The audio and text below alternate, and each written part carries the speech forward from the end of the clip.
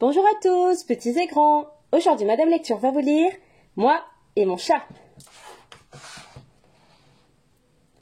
Tard dans la nuit, une vieille femme en chapeau pointu entre par la fenêtre dans la chambre de Nicolas. Elle brandit son balai, prononce quelques mots et repart aussi vite qu'elle est venue. C'est déjà là une chose bien surprenante, mais pas autant que ce qui se passe le matin suivant.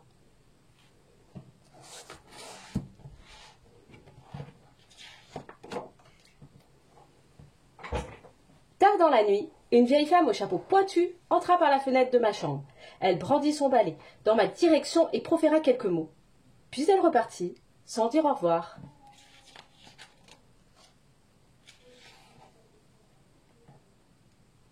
« Nicolas, réveille-toi! Tu vas être en retard à l'école. »« C'est sûrement maman. » »« C'est sûrement le matin, une fois de plus. » Maman me traîna jusqu'à la salle de bain et me força à me laver et à m'habiller. En bas, elle interrompit mon petit déjeuner. Elle était furieuse. Elle me poussa jusqu'au bus de l'école. J'étais partie. Pourtant, j'étais toujours là. Comme c'est étrange, pensai-je en lissant mes moustaches. Mes moustaches ? Je me précipitai à la salle de bain et me regardai dans la glace. Léonard, mon chat, me renvoyait son image. Pourtant, ce n'était pas lui. C'était moi.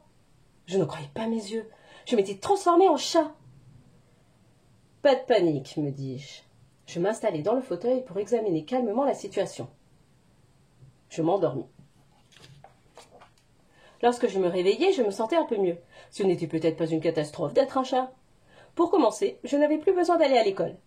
Je sautai sur la table et de là en haut de l'étagère. Quel bonheur! Je n'aurais jamais pu faire ça avant.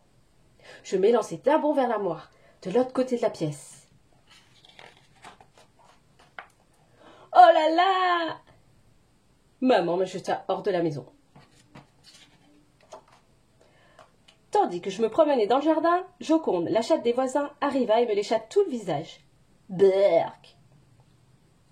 Il est temps d'aller faire un tour, décidai-je.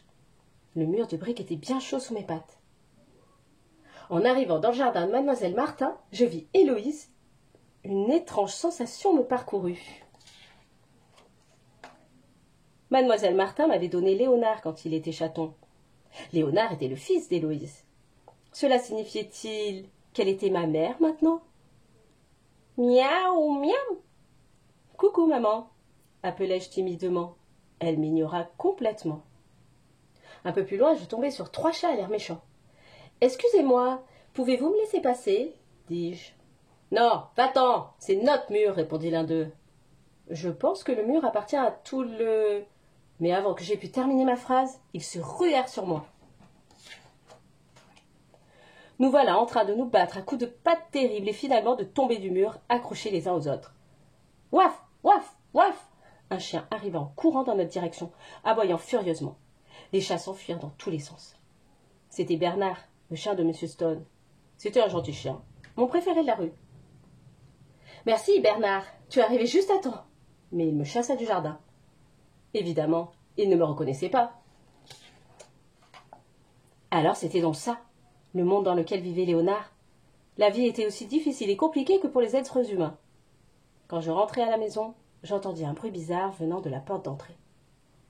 C'était moi qui revenais de l'école, essayant d'entrer dans la maison par la chatière. Mais est-ce qu'il était moi, Nicolas, ou bien était-il le pauvre petit Léonard à l'intérieur de mon corps? Une fois entré dans la maison, il continua à se comporter singulièrement. Il se gratta avec application et quand il eut fini, il se mit à attaquer ses chaussures. Il nettoya son pullover en le léchant, puis passa un bon moment à se tailler les ongles. Il avait l'air particulièrement fasciné par le poisson rouge. Il essaya de trier le linge, puis les pelotes de laine, mais finit par y renoncer. Il trouva le radiateur irrésistible et s'installa dans la litière du chat. Mais tout à coup, il m'aperçut. Manifestement, il ne me trouva pas sympathique. Maman remarqua enfin que quelque chose n'était pas normal dans le comportement de son fils. Elle finit par s'inquiéter tellement qu'elle appela le docteur en lui demandant de venir immédiatement. « Rien de bien sérieux, dit le docteur Horvitz. Il est simplement un peu surmené. Mettez-le au lit de bonne heure et il sera sur pied demain. » Mais maman était toujours aussi angoissée. Elle le prit dans ses bras toute la soirée. J'étais désolée pour eux deux. Je grimpai sur Léonard en forme de moi et lui caressai la joue. Il ronronna. Alors maman me caressa doucement. Je me mis à ronronner à mon tour. Tard cette nuit-là, la vieille femme au chapeau pointu revint par la fenêtre de ma chambre. « Excuse-moi, mon petit gars, je m'étais trompée d'adresse, » dit-elle. Elle brandit son balai et proféra quelques mots. Puis elle s'en alla sans dire bonne nuit. « Nicolas, réveille-toi, tu vas être en retard à l'école !» j'entendis maman crier. Tout était redevenu normal. À l'école, monsieur Hugo s'assit sur la table. Il se gratta, lécha sa chemise et tomba dans un profond sommeil jusqu'à la fin du cours. L'histoire est finie. Et n'oubliez pas de vous abonner à ma chaîne pour ne louper aucune nouvelle histoire. À bientôt!